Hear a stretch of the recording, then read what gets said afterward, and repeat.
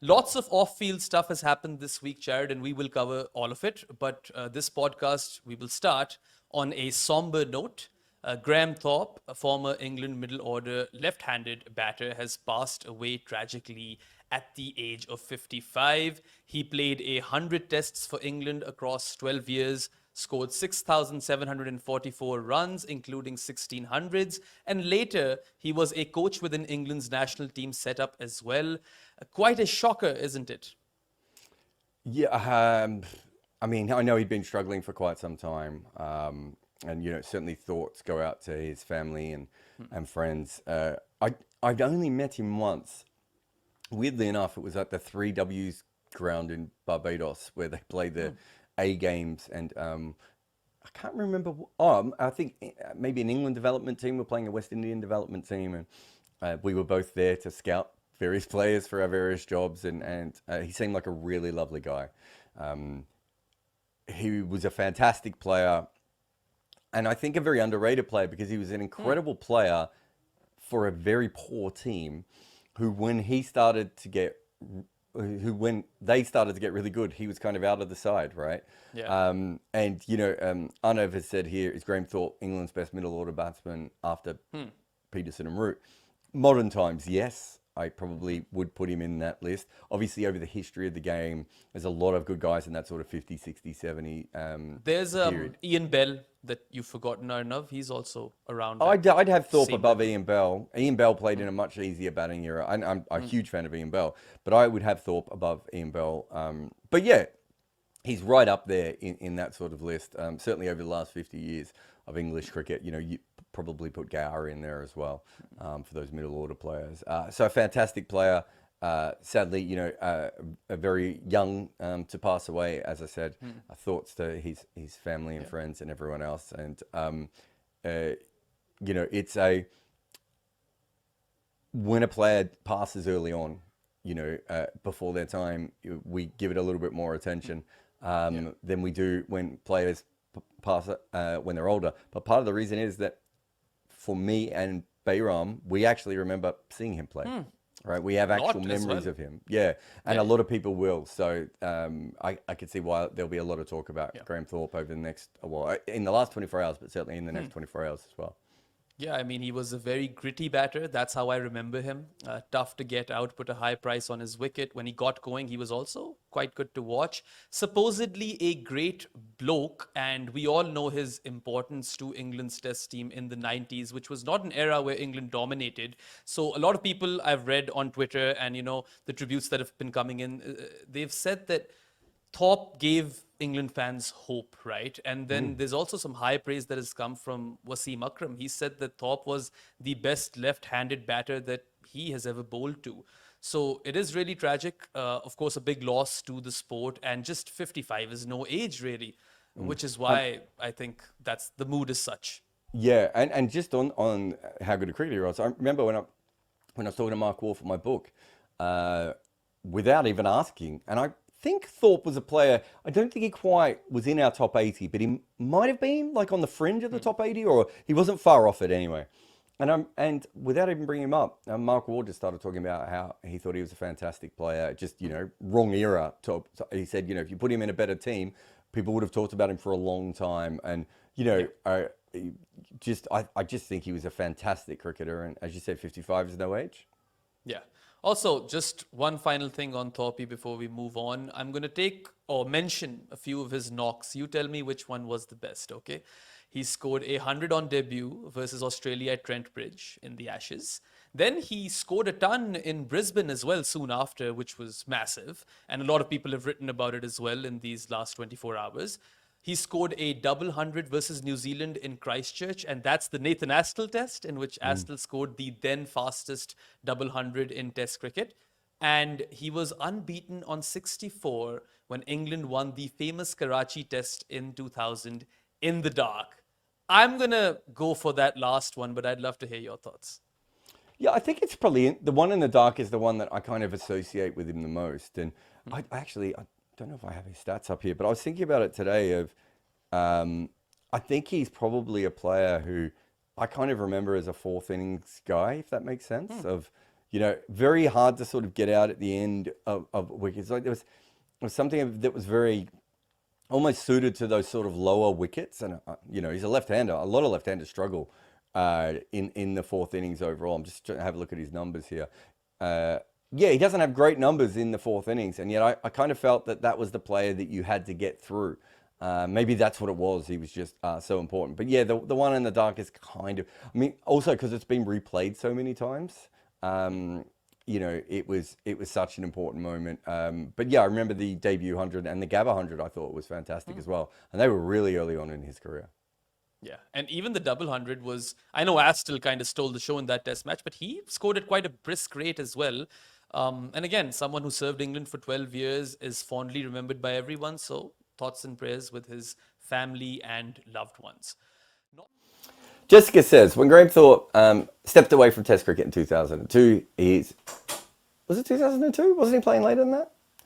His Test career batting average is 41.88. During his comeback from 03 to 05, he averaged a whopping 56. His late career boom coincided with two events in his life. He addressed his long-standing problems in his personal life, and Michael Vaughan became England's new Test captain. Is it possible to argue that Thorpe underachieved across most of his career? This is where I'm going to ruin everything you've just said, Jessica, with the fact that he batted through an incredibly tough Test period in the 90s, and he came back in 2003, 2005 with his mind clear, with a better team on better pitches. I do think there is an element of that as well. I think it was very hard for him to score a lot of runs earlier on in his career just because of the team he was in, the pitches that were played on at that point, and the bowling attacks around the world. I think he's still a fantastic player. So I suppose the question is how much more is 56 of 3 years worth more than 42 over whatever it would have been 8 or 9 years beforehand? But sometimes you just have to take a break, right? Like, that's just, you know, we talk about these things a lot more now. Let's finish off here with a little bit of Graham Thorpe. My first question to you is just, what are your memories of Graham Thorpe? So Thorpe was my favourite England player when I was growing up. He was one of the reasons why I became pretty much obsessed with cricket, because I don't want Jack Callis when I want a hero with the bat. I want somebody who fronts up when it's tough. And all of Thorpe's memorable innings, the one they show on TV in England all the time is the one in the dark in Karachi. But the one in Sri Lanka where he got 113 not out of 250 in the first innings was absolutely dead after that because no one else did any batting. Then England collapsed again and he had to come out and face 50 balls or 60 balls in the second innings when he was dead and did it again. That was like what I was about 19, I think, at the time. What an absolute hero who just digs in when you really need him. And Thorpe had to come in at 10 for 2 like half the time. Like, he was in a crap team.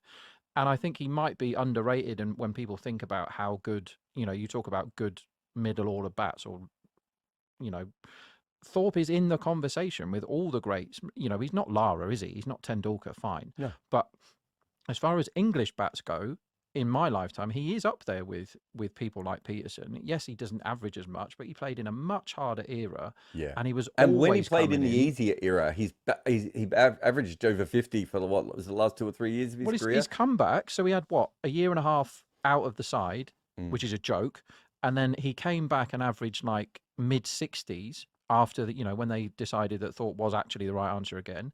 And one of cricket's great questions, and I remember at the time in 05, which is obviously the most hyped and continues to be the most hyped cricket series of all time, everyone was saying, should it be Peterson or Thorpe, right? And you couldn't argue with Peterson getting the nod, but like, I think Thorpe's last innings was something like 70 not out against Bangladesh or whatever. He should have been in instead of Bell. And England would have pissed that series because Bell didn't score a run in that Ashes. I don't know why nobody asked that question. Why is Ian Bell playing and why isn't Graham Thorpe? But I mean, fair enough. England did phenomenally well for the next few years or whatever. But Thorpe is kind of a bit of a forgotten man in terms of how bloody good he was and how much he always wanted to perform when the going was tough, and that's what I want from my heroes when I'm growing up. I don't want to see Callis coming in at 400 for 4 and scoring a really boring slow 100. I'm not going to remember any of them, and he did it half his innings or whatever. Thorpe came in when England were in the shit, and time and again he dug them out of it. Yeah, so for me, he's a really interesting one because I think it was him and Daryl Cullinan were the two of the players who actually, when we started to look at match factor, so looking at literally what the average was of top order players in that in their test matches, they were two guys that got a bit of a bump, right? And then you have a look at the fact that also if you look at the era that they batted in, they both batted pretty much predominantly through the 90s, in which most people didn't make any runs, right? And you know, so he ended up, I think, in the sort of the very long list of the top 50 test batters of all time. Graham Thorpe was either, you know, probably a fringe player or just outside of that list. And then the other day we were doing the best left-handers of all time on my podcast, Crick Picks. And again, he was mentioned. At no stage is he in any of these lists. Like he was a step down from that. But when you factor in the absolute chaos of 90s English cricket, Yeah. and what was happening, and you know, we make fun of them now because they occasionally make bad decisions. Could you imagine if we were podcasting on English cricket in the 80s and 90s? Like, geez, we'd probably both be put in jail for the things we would say. If we would be, you know, and I say that as an Australian, I would still have been annoyed at how stupid they were back then. And you look at all those things. I do think with Thorpe, he's undervalued because his team didn't do very well. And you can throw Andy Caddick and Darren Gough probably into that list as well. Because there were so many great cricketers around the world doing so many brilliant things, and Thorpe was just, you know, his numbers don't pop, but like he has a better batting average. I would say off the top of my head, he would have a better batting average than say David Boone or Mark Waugh, right? And yet both of those would have a much better reputation than Graham Thorpe. Yeah. Also, he had, you know, Australia has this a bit, but the tabloids in England are full scum. They're like the worst thing in the whole world. And they were on his case for a substantial part of his career. And they've ruined many a sportsman in this country. The tabloid press just hounding them and going through their bins and all the rest of it. And that is really tough stuff to deal with when you're meant to be performing at high level when you're playing sport. And yeah, the Sun and the whoever it is, Daily Mail and all those scumbags, have if there ever is a final reckoning for those people, they're not going to fare very well. Why are you laughing, Jarrod? No, it's just I just love the idea of them having to plead their case, where you know where as headline and headline is shown to them. Anyway, so that makes